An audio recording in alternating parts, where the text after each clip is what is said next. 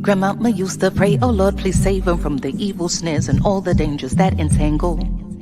Yea, though they walking through the valley of the shadows, just prepare and make them fit for every battle, because I know they bound to come, and I know they bound to fall, but in your bounty, Lord, preserve their beautiful. Right, we still surviving off of grandma's prayers, surrounded by the jungle and the lion's den. Tread light, cause these traps is inconspicuous. They hide right in plain sight, thinking we don't see them when they linger. Look right beneath the surface, then leave a trail of corpses. Crisis, prices, your life a disposable commodity, like living in this fantasy, conditioned to believe that the system even cares whether selling CDs or walking or driving or reading. Look, they don't even need a reason, it's just you breathing and being black. When it's such a pretty fall, it don't seem like we falling at all, at all. It's just a GMO dream, where things are never really what they seem. Please cue the violins, tell them just to play me something pretty, cause this gritty city got me screaming bloody murder. It got me screaming. This gritty city got me on some. Look, get your hand up on my pocket. Distraction, so lazy they use the same tactics. Like condom with some trinkets, just don't let them get to thinking. That light bulb gets a blinking. You know niggas and ideas. Oh dear, my dear, you may not know me, but I know you very well. Foresight, they say hindsight is 20/20. Well, tell me something, we gotta see that history is on repeat, and maybe it takes a beat and a melody to speak a little louder than the message in the clouds or the essence in the air. I swear, my God is just so clear that a system driven by fear can never give us nothing but more of the same things. Oh, when it's such a pretty fall, it don't seem like we falling at all. It's just a GMO dream, where things are never really what they seem. Please cue the violins, tell them just to play me something pretty, cause this gritty city got me screaming. It's murder. Got me screaming, got me. This gritty city got me on some.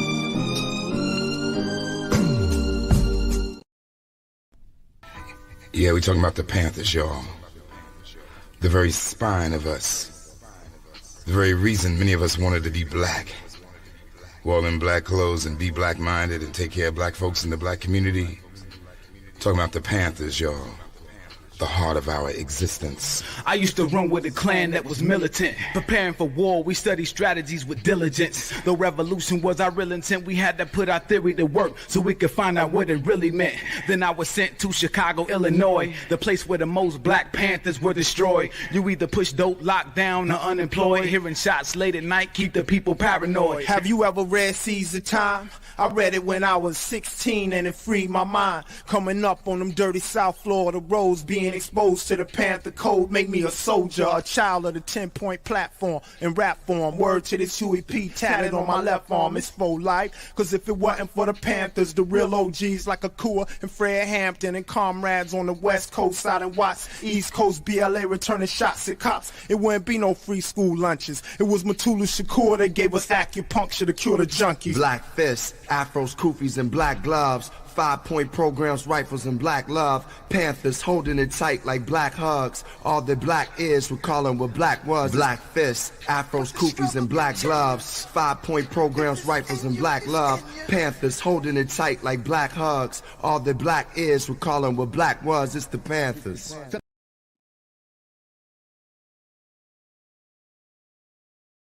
What's happening? RSTV, we're in the building. You know what it is, Black Power Media.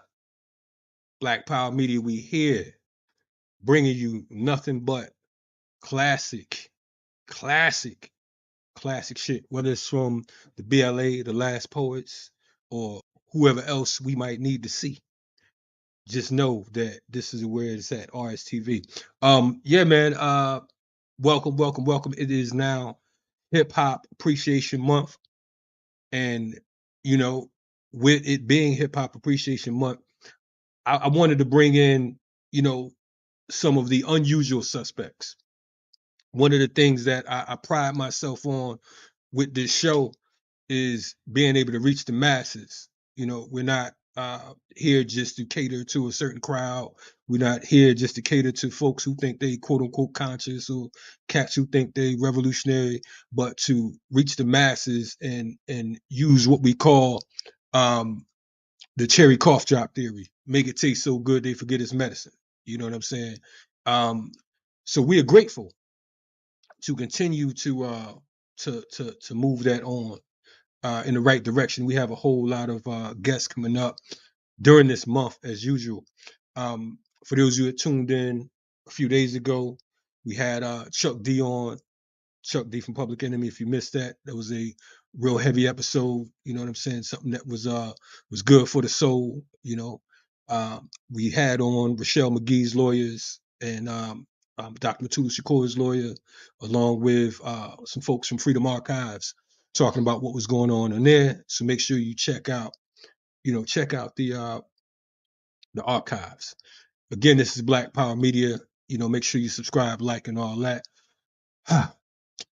What I wanted to do, because I felt like if we're gonna start off with Chuck D and Public Enemy, one of the groups that inspired many folks from our generation, from my generation and under, I wanted to do a follow-up. And of course, we know that there was a whole lot of, as Run would say, there's a whole lot of superstars on this stage here tonight.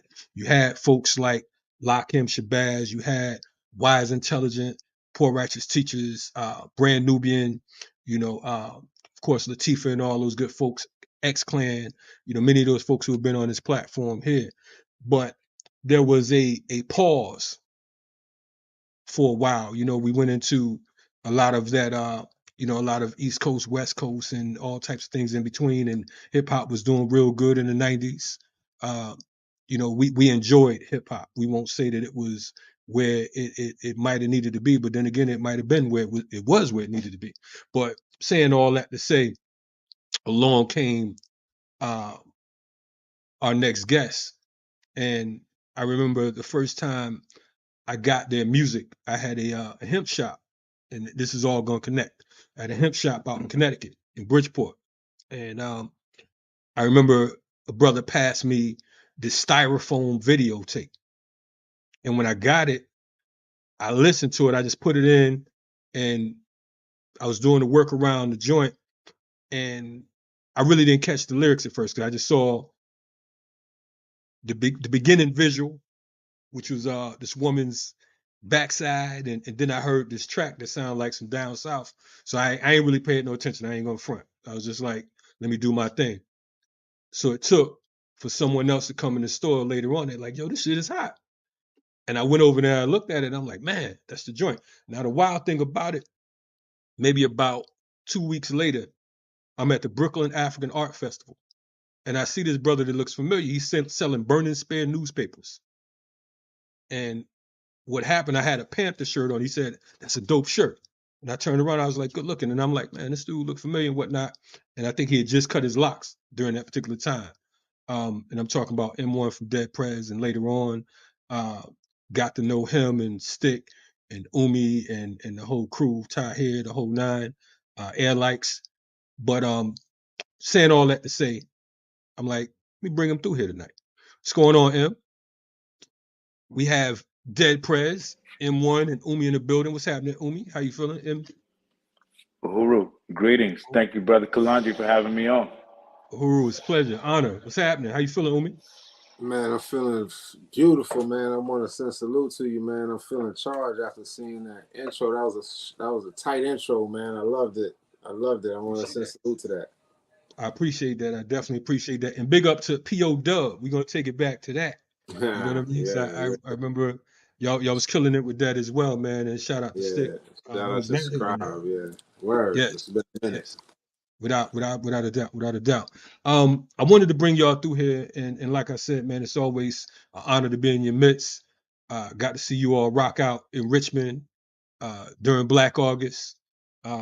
Somehow I became your driver and shit. I don't know how that happened, but I'm rolling around through Richmond, and with y'all cats in the back seat. But it was definitely good to see y'all still rocking.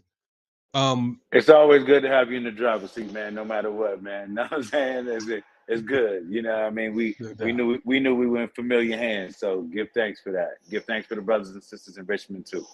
Without a doubt, man. I want to get it started, man.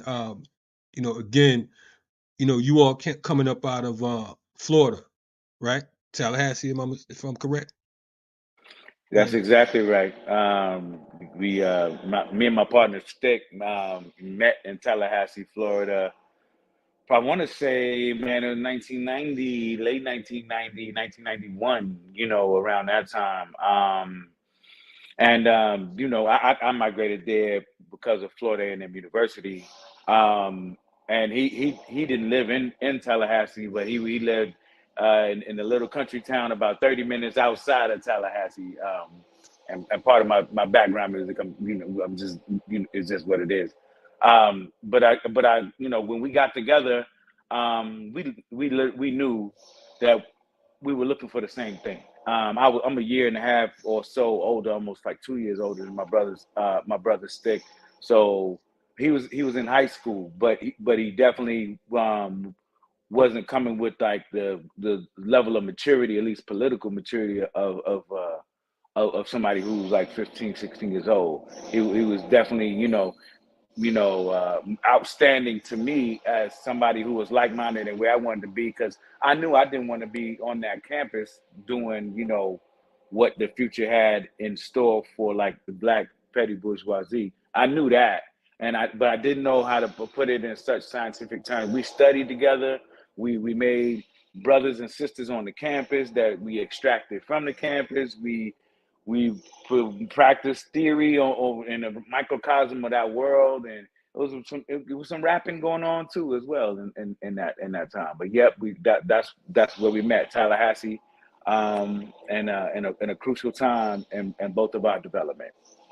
Word. Now, indeed, meeting in Tallahassee, you made it sound so simple. Like, we was just in school and, what I mean, cats had some information and we just start rocking. How did you arrive at that point? Because you're talking about politics right now, political education and whatnot. How did that happen? Well, I gotta say, at that point, it wasn't quite the political education that we exacted it to be, and not even that I even became self-aware of. It was the political education that had been afforded to me at that time. So we was like, I was early 5%ers. Matter of fact, I came up in the Nation of Gods and Earths at 15. I took Shahada. I was like, following Malcolm's path. You know what I mean? More than anything, like have begun my journey with like becoming a vegetarian through like reading, how to eat to live. It was like those basic texts that really guided me in the right direction. So by the time I met Stick, I hadn't attained a certain level of political education per se, but there was a certain amount of awareness. And even the moment that we met, we communicated in the using the supreme alphabet and the coded language in a crowded room, that if you only were attuned to that particular language, would you understand? And he communicated directly with me. Matter of fact, the message was, if you want revolution, meet me outside. And I was the only dude who met him outside. And then so we was in the one room together, and he was speaking 5% code, and I'm a 5%, full 5%. I'm talking about plus degrees. Like, so I've been studying, and so when I knew that he didn't have the scrolls, but I knew he had studied it close enough to glean that information to communicate with me, and that's all I needed, because I knew that wasn't the exact science of where we were going to end up. But I knew that it was like, when I say we were like-minded, now that's how we got together. And we studied, like he worked at a bookstore. There was a black bookstore, the only one, there, like, so then you had those, those black texts like Jumanji Kunjufu and them, and you had like Dr. Asa Hilliard, you had, oh man, so many ones that were crucial to our development, Francis Cress Welsing, and we was reading all the books. We were studying Malcolm's exact speeches, so we would know them verbatim, literally. And so, and then that was where we found the Burning Spear newspaper, like probably a year after we met. I found the Burning Spear newspaper in those bookstores that he worked at, because he worked there. He was coming from Wakulla. Tallahassee was the city. So to him, that black bookstore was like Harlem. You know what I'm So, saying? It was, right. yeah, and for me, it was like a familiar place to be, where it was like I knew I was thirsting for this, and I knew there was something that needed to be heard and had, but I did not quite know exactly what it would become. And the Burning Spear newspaper was exactly in Dr. Denard's bookstore, right on the south side of Tallahassee, Florida. We both ran into it at the same time. We turned it over to the back. They were having some sort of conference about Revolutionary Convention. And we were like, damn, they have a Revolutionary Convention somewhere. And so I was in St. Pete, and then we got in contact with them, and the story rolled. Then that's when a certain kind of political education that was really critical to our growth and really accelerated that growth. Then that's when that happened. Word. Now that's it's wild because, like I said, talking to Chuck the other day, one of the things he talked about was they started off as radio DJs and whatnot, and they wanted to do like a 24-hour station, and they wanted to put this thing together. And he was talking about how Rick Rubin was chasing him for like 2 years, and he's like, nah, if I'm gonna do this, I gotta bring a group. And he was talking about how that 24-hour station that they had in mind had to be condensed into 1 hour of some type of political education. So in saying that, and I keep referencing Chuck for the obvious reason, it's like, you all would be considered predecessors to Public Enemy. You know what I'm saying? To a great extent, right? Because it was like everything was void for a minute. And I'm not going to front for a cat like me, just like what you're talking about. When you all found the Burning Spear, I was already active. We was already organizing, but as you know, it's lonely in these streets. You know what I mean? So it's at a time when it wasn't cool. It wasn't fashionable. It's like they looking at you like, like this cat bugging over here. Mr. Black, here he come. You know what I'm saying? So when you all came with the whole, you know, heightening Garvey, bringing Garvey back to the forefront. Not that he ever left, but for the masses and giving it code and culture and whatnot, it took it to another level. So I want to ask you, like, how did that transformation, how did that transition come into the form of the group of music, of hip hop? Well, I gotta say like this. When we started, there was a sense that there was something to be had in hip hop that we could extract from. It wasn't the kind of like hip hop today that's like unscrupulous, like capitalist, thirsty, hip hop. It was like a hip hop that was teaching us something. Imagine when we getting together to organize, we listening to Brand Nubian, we listening to X Clan. X Clan was platinum. I'm talking about like Lil Wayne platinum. You know what I'm saying? Like, Right. now, not just, it was not like a trend. It was like on the charts as real music that millions of people were buying.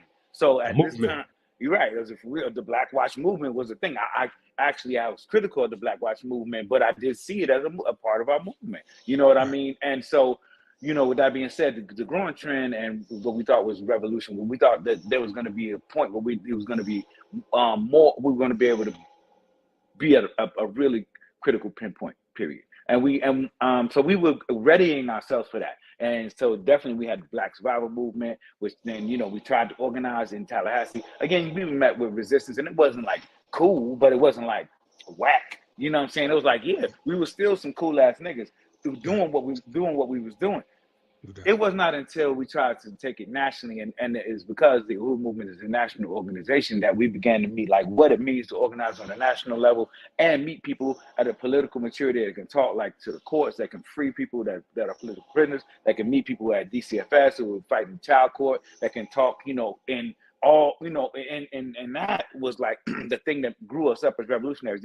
It made us see Huey as like the standard or Bobby, and instead of like kind of where we were, which was kind of, we were like, we felt like frontline soldiers in the revolution shit. We was listening to all that street shit. So it was a little bit romanticized. But it was building it nationally that made me say we have to have the platform that is hip hop. In a way, organizing rallies was cool, but I noticed that when we started to use rap or hip hop or shit that we already was doing all our life, like putting this shit in rap form, that it was way more effective. And so you know, me and Stick at that time, like you said, go through our little ups and downs and in organizing and balancing that in the realities of real life and growing as men. And so there was times when we were more active in the movement and less active in the movement, but still kind of trying to figure out economics and how do we pay our bills at the same time, you know, amongst like, you know, in a hood in a colonial setting. So shit was real, but we still try to organize. I found myself in Chicago. He found himself, you know, between Tallahassee and sometimes Minnesota because he was trying to fight some cases. And we started understanding that the music was what we traded. That was the chronicled the journey, but also talked about the struggle of being able to make it real and relevant, you know. And that's kind of where the music thing started. It was a couple of years after we was, you know, I organized in Chicago and been around to San Francisco with the hood movement and all that. But by the time I got back to Tallahassee, I want to say around 1990, you know, you know, late 94, really 95. I would like to say 1995. I got back to Tallahassee. We connected. We put what we had together in musical form with Tahir and a couple other people who were in Tallahassee with us to make a really preliminary demo. And then we was out, man. We all was like, let's go to New York, which was more familiar to me and Abu and a couple of people in the crew, Heads from the Attic. But for the most part, the 9-member crew that we was just going head first into something that we knew that we needed, was our dream, was to fulfill theirs more so musical. I was really attached to being able to put our voice on the shelf beside Snoop Dogg, who was like reigning, or even at that point, Wu-Tang Clan was emerging as like those kind of voices, you know what I'm saying? Like, you know, Big, you know, B.I.G., you know, those were albums that were, you know, their classic first albums in that year, 95, 96, really defined like our ability to talk, you know, plain proletarian English on right on the shelf as a commodity. And we knew that the greedy Jewish record industry would sell its own rope enough to sign an act like this, because we knew that the guards were speaking 5% code all the while. So we just came and were ready, like you said, after a little bit of hiatus, to go to the next step, and that's where Dead Prez was born. You know, we weren't called Dead Prez until after we moved to New York. We figured, we exacted that name. We were called The Masses Want War. We called ourselves a couple of things, but we didn't find Dead Prez until like right before the album was going to come out, and it's because it has such a, you know, the meaning was such, it was a double, it was so the K-ball, it was the K-ball blade. You know what I'm saying? Yeah. Nah, that's on point, because that you know, we go through the name changes, right? The better. Umi, you know, when it, you know, I know that you come from a, you know, I know some of your relatives down this way, you know, so I'm not gonna ask you how you get into this, but what was, you know, when did you all make that connection, and how did you become a part of what we know as Dead Prez today? And I think your mic is on mute, but Yeah, absolutely, man. You know, salute to M and yourself, you know, for the platform. You know, I always say when I refer back to the good old days when we were kids trying to figure it all out, I luckily came aboard. They had somewhat figured it out. You know what I mean? Like I you know, I would I'm gracious of that, because you know, it was looking bleak for your boy for a second there, you know, and as time progressed, one thing I've really, you know, been super blessed and I'm super grateful for is my ability to always find the proper affiliations. And that's been since I was a kid. You know, I've always been able to get with the coolest motherfucker in the room. You know, since I was in 7th, 8th grade, that's been my story. And they oftentimes was the better side of me, you know what I'm saying? And you know, that's just what it is, you know what I'm saying? And I feel that way about Stick and M you know, in different aspects. And they, you know, they helped me develop into my whole self. You know what I'm saying? We were all trying to figure it out. They had somewhat figured it out a little more than me, and they saw that I had something to offer. So they, you know, they brought me along for the ride. You know what I'm saying? And because of we are who we are, we made a lot of sacrifices and goals and and movements that was geared towards more than just us. You know what I'm saying? And shit, you know, you look up and it's 20 years, 20 something years, you know, and you're just grateful. You're super grateful. And, you know, the fact that we're still able to, you know, to move around, you know what I'm saying, and stay relevant. All of that has to do with conversations we had when we were kids, you know what I'm saying? And so, I'm just super grateful. I think we met in 2000 or some shit. The album had already, the Let's Get Free album had already came. They was already popping in the streets, and I had fucked around and got a deal with Shelter Music Group that was under Sony, and I was working with a team of cats that was fucking around, as a lot of these cats do. Industry rule number 2080, and so just learning the road, and they brought me in, and they saw my movements, and you know, a lot of the shit I did was behind the scene. I was real good at developing contracts and reading between the lines and figuring out ways to position ourselves better, you know what I'm saying, and not get fucked, you know what I'm saying. So I think we align as it relates to just where we wanted to go together, you know, in the industry, so to speak. But more than that, just in the world, you know what I'm saying? So beyond just the Dead Prez shit, we was able to put our fingers on other things that motivated people, that motivated social movements. And to this day, that's what we do. You know, Dead Prez is a piece of the overall umbrella of businesses that me and this dude right here have, you know, shit pioneered and kept moving for these years, you know what I'm saying? So, you know, we at it, we still at it, you know what I'm saying? And shit, we grateful as a motherfucker, you know what I'm saying? No doubt. Now that's a beautiful thing indeed. And I was wondering because I think that again, I think I got connected with the group maybe like 23 years ago. And I only knew, I knew you from the jump when, first performance I saw, I think you was the DJ. And then y'all had, like I mentioned earlier, P.O. Dub, you know what I mean? And it was on fire, you know, so, and to see you all still rocking, you know, on point, new shit dropping, you know, the whole nine, you know, it's a wonderful thing.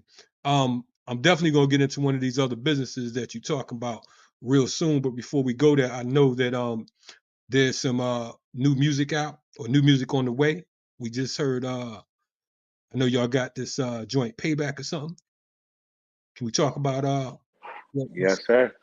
It's out. It's out as far as we you know, under the you know, the power of our people, produced by the people. It's out. Meaning you can get it at deadprez.com.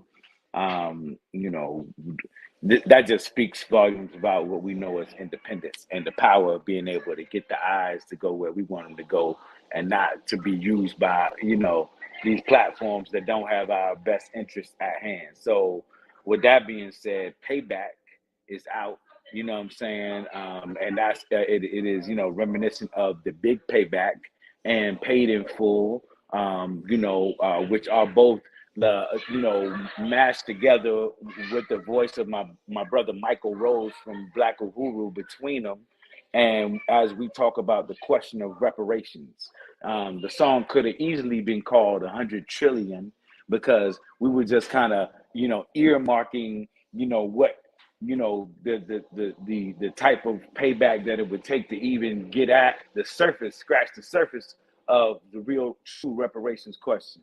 And we have been grappling with the reparations question because we had seen some legislation in California come from like, you know, that their Gavin Newsom, their governor over there, Newsom, and we saw like what they were making as prerequisites, and we began to leaf through like kind of how that was happening, this kind of top-down strategy that didn't have the advent of all of the work, you know, and brain power and courage that was put into developing the reparations movement from the grassroots level.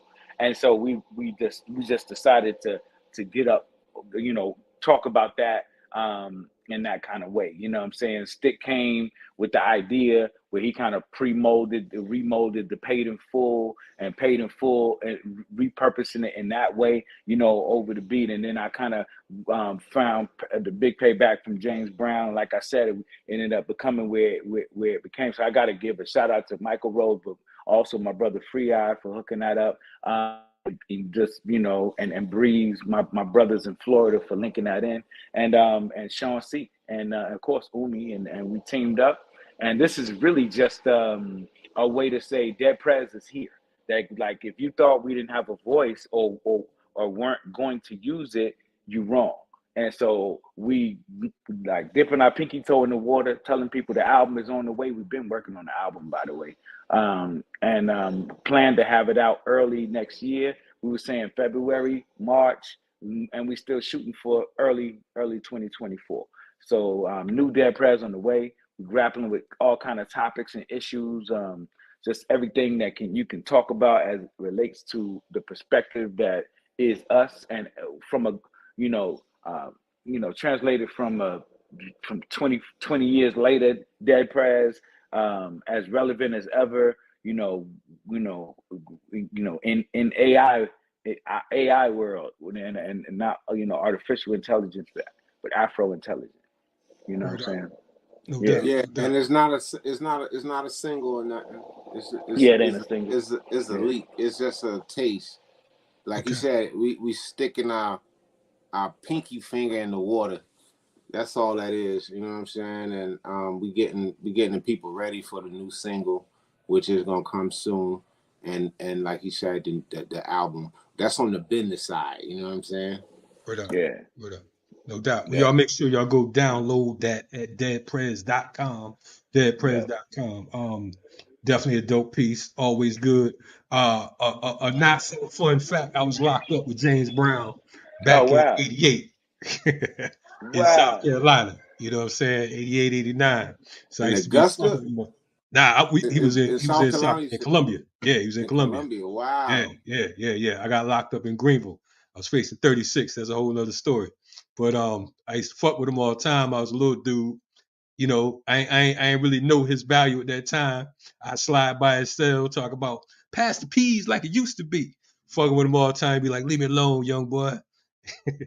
But shout out to James Brown, who now we know, you know what I'm saying, one of the true pioneers of this thing as a whole. I want to talk about People Army Farms. You know what I'm saying? I want to because you talked about multiple businesses, so on and so forth, and I want to talk about how that fit in, because folks are like, you got the red, black, and green. They now went from red, black, and green to red, black, and ganja. It's still green, but let's talk about it. Tell me what's folks who are unfamiliar. What is People Army Farms? I think the first thing to talk about is understanding plant medicine. I think when you see cats getting involved in businesses that involve quote unquote taboo and mysterious quote unquote substances as popular culture like to fucking call plant medicine, you'll start getting weird looks. I think when you understand cannabis and our involvement in that culture, in the aspect of where cannabis is today, it's so reminiscent of so many things that Black culture has brought to the forefront. We could talk about hip hop, we could talk about whatever. So many billion-dollar industries that we have been responsible for the productivity of it, the business of it, you know what I mean? And we are cut out of the idea of really capitalizing on what we actually have started. And so that's the first thing to understand when you talk about People Army Farm, right? Where we fit in as a community in cannabis culture. And so this is something that me and M have had our finger on since we've known each other, you know, in different ways. I mean, like I was heavy on the block with what I did, and M was heavy smoker and heavy supporter of just cats that was doing what I did. And so a huge form of our friendship and a lot of other people that I know is just bonded in cannabis, first of all. So understanding cannabis culture can make you understand People Army Farms just a lot better. And I like to start it there before we even get into the business of People Army Farms, right? Because if you can understand that a little better, then you could see, you know, ultimately why we're involved in cannabis, you know. And if you miss that, then you miss that, you know. That's the first part of it. What you want to add on? I just want to say exactly that. You know, there is a backstory that has a lot to do with the way that cannabis intersects the African community. You know what I mean? You know, for many of us, it was the thing that, you know, and part of my children in the background, but we have children, so that happened. So, you know, part of what happened is like how deep cannabis is in our community. One, we definitely understand it as plant medicine, and we always have intrinsically done it that way. But you know, it has always been the question of, you know, it's illegal, and you know, we don't want the police to come knocking our door now, or you know, it was like a you know, you had to know where the back room was in certain people's crib if you was gonna smoke. You know, it wasn't always in the front. It's certain people's crib it was, but you know, that it was being illegal was always on the low and always has been that way in our community. I want to introduce that in a way that has a lot to do with our movement. When I joined the movement, of course, I came in as a cannabis smoker. I've been smoking since I was like a young kid. So when I joined the movement, I had to understand that a lot of people in the movement had a position about weed that was like, look, okay. Yeah, you know, a lot of our people smoke weed, but we can't be smoking no weed because the police gonna come in here and lock us up, and we got higher political ambitions than be smoking some weed. And for me, I had to really grapple with that.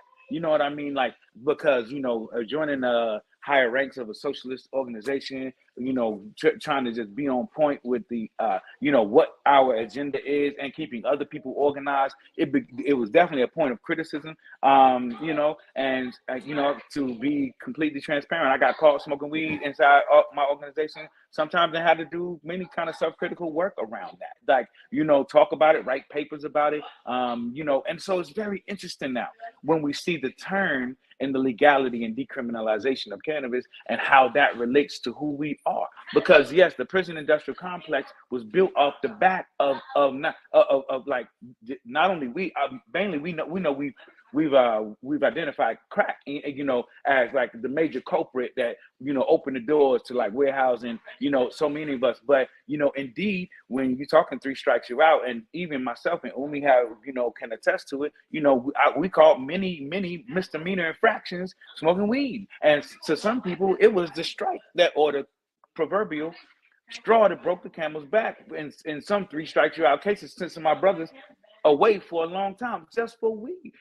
And so, you know, to me, this along with the fact that we know this is the cash crop that America is cashing in on, and we know that we're the butt end of the joke in that, meaning we the same ones who pick the cotton, who wearing the Levi's jeans that and acting like that we ain't picked that cotton. You know what I'm saying? So along with that question of where Umi has so eloquently kicked it off, and does bring, like, you know, there is a political connection here. Obviously, there's an economic connection here. There's a cultural connection here. There's so many ways that it turns the engine, and I've been able to turn kind of a way that I understand organizing into what cannabis is there for People Army Farms, which was built off the idea that if you're gonna smoke weed, you're gonna benefit Dr. Matilda Shakur. If you're gonna smoke weed, you're gonna benefit if you're gonna smoke weed in our bags, then it's going to be done with the same purpose. And, you know, it's not like that's new. Tom's does that and shit,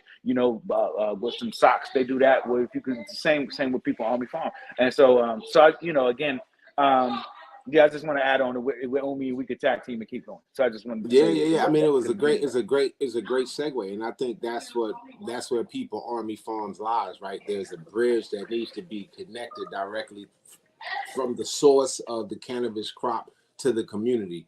And so, and it needs to be labeled as such intentionally. And so that's where People's Army Farm comes into play. And we've developed a brand that allows a percentage of our sales to go directly to benefit, you know, those who've done it, you know, who've sacrificed, been tortured and laid it down for us as a community.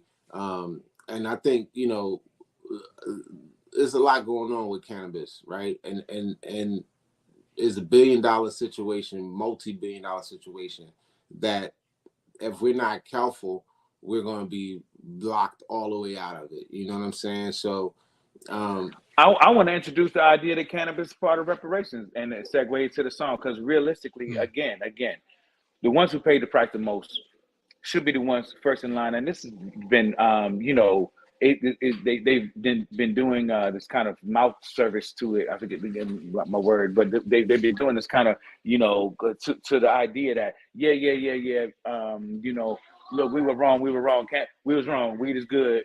So let's start it. Let's do business now. You know what I'm saying? And so, but you can't go without repairing the damage, the same kind of reparations that it would take, that's equated to the enslavement of African people that built capitalist, you know, the capitalist situation. This is, you can, and so we have to run that concurrent. We got to see that the same. And that's what I want to put in the Office of Cannabis Management in New York City's fake, because you can't talk about this and they want to say legacy and we want to talk about how we advent, you know, us really getting on the equal plane. Well, part of that is to repair what the fuck happened, and with so many of us still locked up for weed, but yet we're celebrating the plant. And so, you know, again, when we break it down, I don't think you can have a future of this plant done the right way without us included. If you see that Black and brown people are not in a majority controlling position in cannabis, let me tell you something, you're about to see another poison happen to the world. They're going to poison cannabis. It's already happening. They're going to bandulu it. They're going to do the things that big pharma could do to the plant. They're not going to treat this healing mother plant, they're going to dissect her and Frankenstein out. And what we're going to get is going to be a bastardized version of what we know is healing of the nation. It's brought to us by the shamans, and all the you know, our brothers who've been tapped in. We're going to lose that. And so I just got to, you know, just say that to it. You know, it's going to be mass produced. It's going to be mass produced. And you're going to have a cigarette, for real, a cigarette situation. You know, I think if you look at what's going on in North Carolina, they've already, you know, set their grounds in that situation, and in Florida as well. That's buying out all the old tobacco land, or making sure that, you know, cleaning it up and making sure that it's either hemp right now because of the laws, but it's going to quickly move to flower. You know what I mean? So, you know, this is what's going on in our country right now. So what we're doing is staying on top of it. And like I said, this is not a new thing for us. You know, we got, you know, damn near 30 years vetted in the cannabis industry. You know, I think for the last 5, we have switched up our MO as it relates to, you know, being underground and not just being out here in the open doing what we do, but also being the mouthpiece to try to push legislation, and also to try to activate the community to see that we have a position that we need to play. We have to enforce our movements right now, and we got to move swift, or we're gonna miss our opportunity to be a part of this industry, you know. So we showing and proving. That's all. And I gotta say clearly, you know what I'm saying, they know that the model works, and they are trying to figure out how they can do the same bureaucratic BS that they've done with every other industry to cannabis. But they know that everywhere that, you know, we talk about plant medicine in this kind of way, there's a boom, there's a spike, and everybody needs this medicine. And so, you know, when they talk about decriminalization, that don't do shit without descheduling it, because without descheduling it, we cannot even really test this thing for what it's worth. We just talking lip service to what the potential of cannabis is. And I think more interesting is black plant medicine, because so before I get off in the weeds about that and talk about the black plant medicine family, which I think is very important for us to really establish for everybody around the world, I think, and to become a part of it, the same way you got the FDA, I think you got us, I think. But literally, they're funding this war in Israel off of cannabis money. Now, now you talking about the $10 billion that they want to give Israel. Let me tell you, ain't probably the only crop that at this point now that is giving such a surplus to so many states in America is cannabis. Look at what's happening in Michigan. Look at what's happening almost everywhere there is cannabis. In Colorado, there's been a huge surplus. So they don't even know how to tax this money. They got people sitting with millions of dollars in the house because they don't know how to it's so much money in cannabis, they don't know how to actually process it into the system correctly.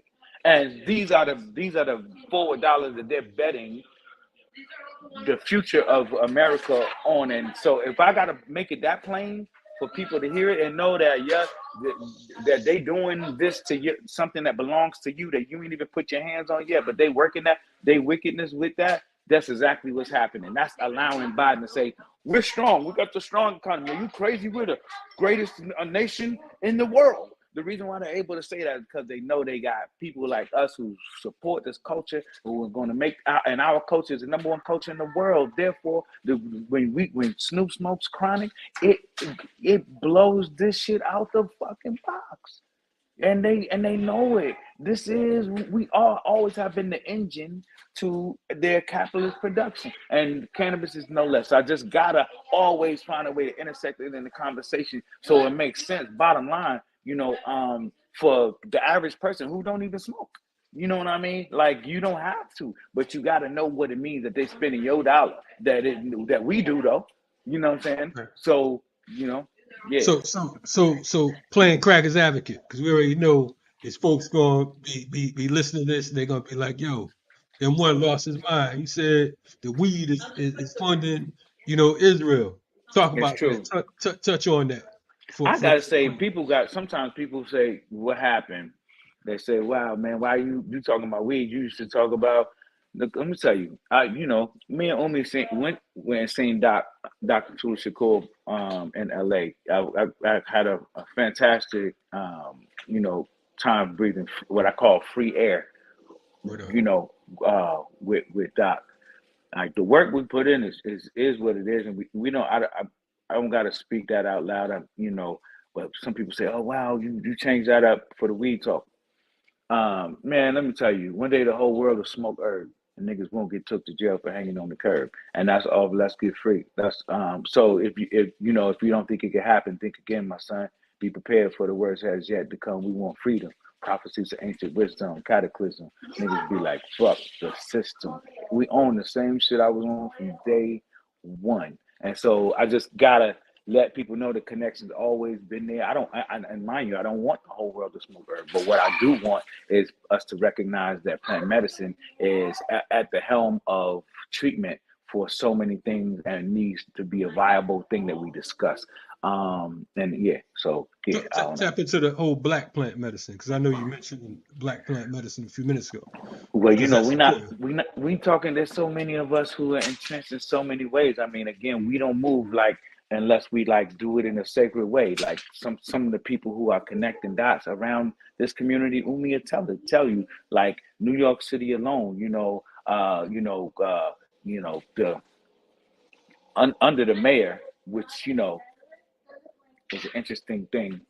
I'm gonna let that be that. But you got like the Sheeta Dawson, who's, you know, she come from weed. Like we talking about people who really advocate, who, you know, I'm convinced, and sitting in rooms with them, they're not defectors, you know what I'm saying? These are people who trying to sit by the door a little bit sometimes to try to make a move happen. You know what I mean? Like, you know, we rub shoulders with people, you know, who are even geneticists, like my man Mario Guzman, Sherbinsky. When I sit and watch him put the sacred seed in the ground, he goes and he's Mexican, but yeah, he gonna go to the native land and say, I know this is your land. So if I'm gonna grow gelato, I want to have it blessed by you in the most high ceremony, so I can give it with that intention. I need to hear that. I need to hear that, so that people understand that this ain't just like willy nilly. This ain't crack. This ain't what the government did. You know what I'm saying? And so, you know what, like you got, you know, Al Harrington and them with the biggest, you know, kind of black formations that's coming out, aligning, but putting brothers and sisters on. My brother Leo Bridgewater, and them over there really coming from another perspective in New Jersey, from the Black Veterans Association and the need for black plant medicine, you know, that's kind of from PTSD perspective, and from a black economic perspective. You know what I'm saying? Like, yo, some of them brothers over there in Jersey are doing some fantastic work. Shout out to Dante West. Dante West came home, you know, under some bullshit with Trump or whatever. Let me tell you, but Dante's on his feet, and he is, you know. And if you don't know these names, and Google, you'll be able to Google them. But these are some of the young movers and shakers. You know what I'm saying? Like, you know, Corvain Cooper, 40 tons. He had, you know, he was one of the people who is now building off the legacy of so many people who are in the prison pipeline, but who kept coming home. You know, you know, really being able to do real positive work off the back of cannabis. So when I mentioned Black Plant Medicine, there's so many of us doing in so many ways. You know what I'm saying?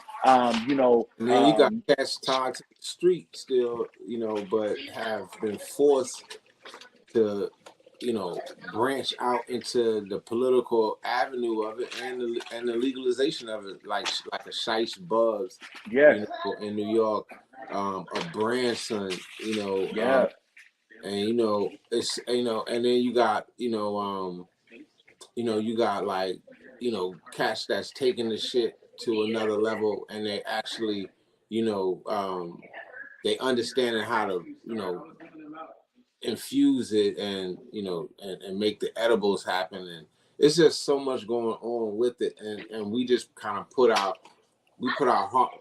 ear to the heartbeat of it, and made sure that we was around for the whole piece, you know. And I think right now what's important, for not just people on the farms, but for all of our cannabis enterprises, is for us to secure the license.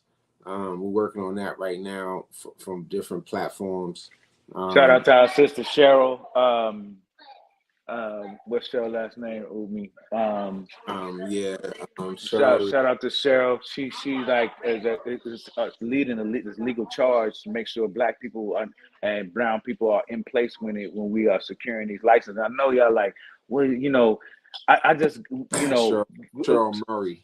Cheryl Murray. Yeah, shout out to Cheryl Murray from like, you know, I know it's like people hearing us we are so, you know, anti establishment and anti system when they hear us talking about like some of these tricks that we're talking about when it comes to cannabis. But the idea is power, is really being to put ourselves in a position of power without having to do them doing like this legal, you know, wrangling that gets us in the same kind of trouble that we were in before. You know what I mean? Because that's what they want. They want to see us fall flat on our face. And some of us is like, man, fuck the system anyway. I'm selling my weed. I don't care what they say. And that's cool. And that's going to happen. Always going to be a black market.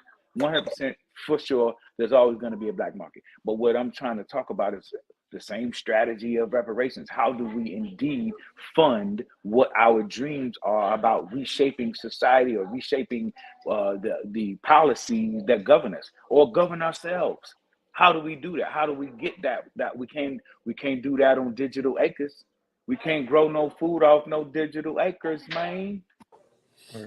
Yo, I really appreciate y'all making the connection. I think that you know, again, I can say I also know y'all from organizing. You know what I'm saying? And shout out to Chairman Fred Jr.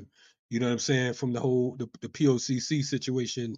You know, when I guess we formally met, right? As far as us. But I want to say, man, you know, it's definitely a eye-opening thing, and folks are gonna look at it however they look at it. That's just, you know what I mean? They gonna, the world gonna look at you through whatever lenses they decide. But if you telling me that you can make the connection from the block to the boardroom, you understand what I'm saying, by something that's common between the world, literally. You know what I'm saying? We folks are sitting front like, oh, that's this, that's that. I appreciate you breaking it down from a plant medicine side, because some of us historically come from that, coming from islands and from the continent, so on and so forth. You look at it from a different angle, and it's not just, you know, a nickel bag. You know what I'm saying? I'm taking it all the way back. But it is something that is you know, it's food. It's food and it's medicine. And, you know, to your point, of course folks are gonna be like, oh well, you know, you going to make it. Look, if you don't make it legal, the fact is you looking at most of the motherfuckers that complain have never rode a political prisoner, let alone supported them. You know what I'm saying? So if People Army Farms is going to send something, put something on the books, if they're going to send something to the attorneys, fight for the legal teams, whatever, so on and so forth, then I suggest we add on in whatever way you possibly can. How can the people support People Army Farms? And also, because I know people are going to ask, because it was already asked, um, from it sounds like to me it would be more organic strands. Is that correct? Because I know you mentioned from a spiritual aspect with your guy and everything. So if you don't mind talking a little bit about that, because again, along with it, when we talk about plants, we talk about medicine, so on and so forth. All plants, all medicine ain't A1. You know what I'm saying? So if y'all don't mind tapping into that. Yeah, absolutely. I mean, I think the overall idea is for people on these farms to actually be a farm. You know, I think the ultimate idea, you know, and we chip in and building. And so, you know, I think, you know, People Army Farms is under the umbrella of a whole leg of cannabis activity that we got going on. And so it makes sense when we place it in our cannabis places and our spaces. Um, and that's the first piece. I think, you know, allowing it to be able to be um, legally distributed, you know, state to state. That's what we're working on now with the licenses. But we've built a movement based on our ability to align with the cannabis community, and our space serves as a culture destination and a hub for community development, you know. And so People Army Farms kind of sits there as a brand and presents itself, you know, as a sponsor for just a number of events and things that we've been doing for the last 4 years. That's where the brand has kind of thrived the most.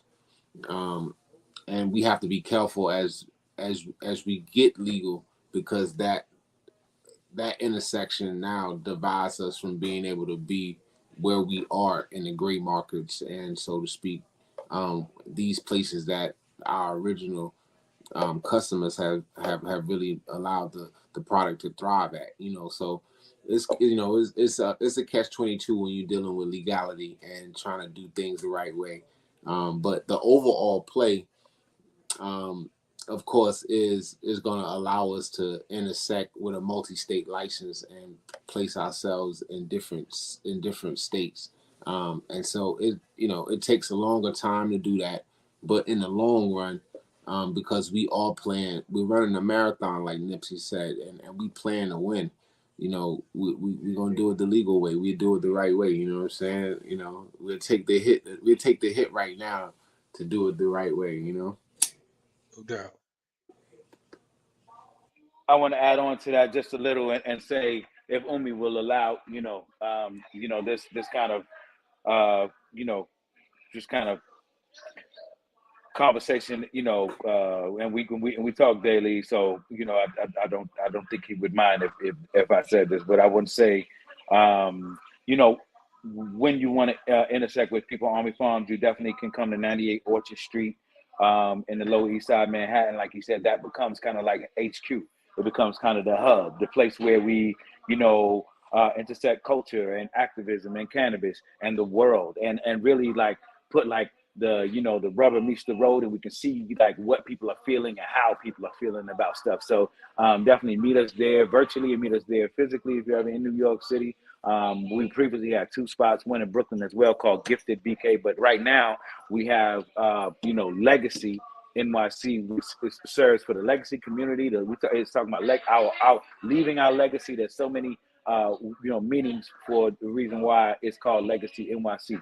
But more than that, People Army Farms is calling on seed bankers. We need seeds because we talk about introducing new strains, and we talk about where the future of it is. I mean, I love all the beautiful stuff and the fruities stuff and the dessert stuff, but again, like you said, like the organics. I'm talking about the parts of the palate that aren't being researched. We're not making weed for kids. We're making weed for adults. I like garlic. I like that ube cream. I don't always just like Skittles, and I like Skittles. You feel me? I love the taste, but I want to be able to develop that. So seed bankers and geneticists, on that level, we need us to come along and create from a perspective that is sacred. On the next level, cultivators. You know what I mean? We need a level. We need we don't even have to talk about multi-state, because what we can build is such a foundation that we locked in. Outside of there, we can trade information. We can trade so much as cultivars in so many ways. So on that level, then all the way up to our national and international distribution. Look, man, everybody wants Jamaican weed. You know why? Because they know that that's where our culture comes from. Jamaican weed ain't even the best weed to smoke today for me, but it definitely is part of, like, if it's sacred, if it comes, this is the prime objective, because we are the producers and makers of what we are. And then I guess at the highest level, it's like, how then do we, Louis Vuitton that shit? And I gotta say it that way because niggas like Louis Vuitton. I don't know why niggas like Louis Vuitton, but they do. And how can we understand that we are the luxury? We don't. They don't define that. Their definition of does not define who and what we make as a product. So we can then set speed on that and then define the future. So that to me is where People Army Farms, see, from seed, to soul. You know what I mean? No doubt. That's what that is. No doubt. I definitely appreciate y'all coming on. We looking forward to that new album, along with a ounce of that Garvey Gold. You know what I'm saying? So I can enjoy it properly.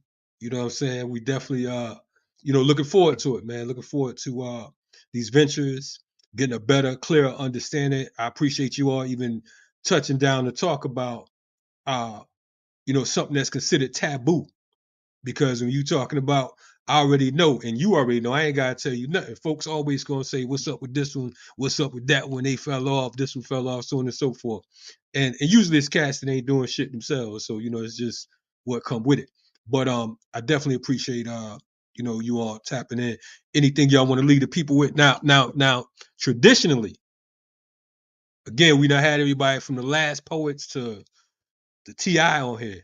Whenever they come on, they leave us with some bars. Now, I ain't make no deal. I know Umi handled the paperwork, so I don't want no problems. So, hey, look, look.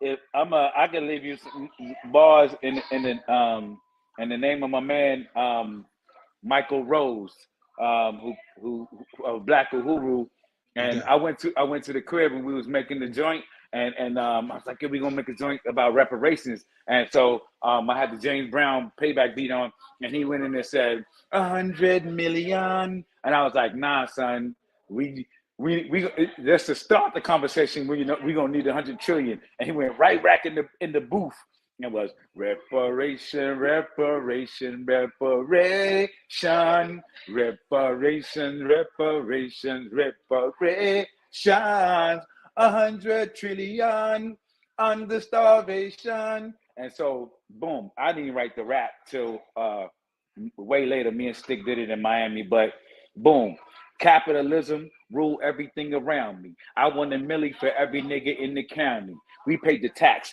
when the accountant. Yeah, I know it's chestnut checkers, but you can crown me. My nation is wanting revenge, 100 trillion. Still, we can never be friends. Not that monopoly money, that's just some paper to spend. We talking 500 years, it's bigger than dividends. Took my money in the form of free labor, culture, and tech. It's time you put respect on our name. Collectively, we work more than a neck full of chains. And this ain't no begging, so your perspective is we should be out with more than the Saudis. Out with more than the Saudis. Warriors just like the Maoris. Loyalty, look all around me, 1, 2, 3, 400,000 living in public housing, and all of this should be ours. We coming for the power. Reparation, 100 trillion. So let's start the reparation question, and that's what that is. No doubt. Rah! Yes. We appreciate you, man. Thanks for the platform. Appreciate y'all, man. The energy. Without a doubt, man. Y'all stay up, man. I'm gonna see y'all soon. Definitely appreciate y'all coming through. Keep on winning. We looking forward to the album. Let us know when it drop. It's coming soon. For sure. All power to the people. All power to the people. That was M1 DPs along with Umi. You know what I'm saying? RBG coming through, dropping that classic hip hop. Make sure that you continue to support the platform. We got a whole lot more coming up. Shout out to my man Stick. I know he out there. Stick, I know you out there making some vegan neck bones or flybacks or whatever. That's just a little inside. But stay on point. Keep winning. We have a whole lot of guests coming up over the course of the next week or so. I'm gonna try to hit y'all with on Mondays, RSTV. Check us every Monday, 8 a.m. And I think we're gonna start doing Freedom Fridays as well. So stay tuned, stay on point. You know what I mean? Continue to support the platform. Again, Black Power Media. If you haven't, hit the like button, hit the subscribe button. You know, share this because sometimes, unfortunately, they be fronting. You know what I'm saying? They be fronting on BPM. They definitely be fronting on RSTV. I don't know what it is. I guess folks don't love me like they should, but it's like that sometimes.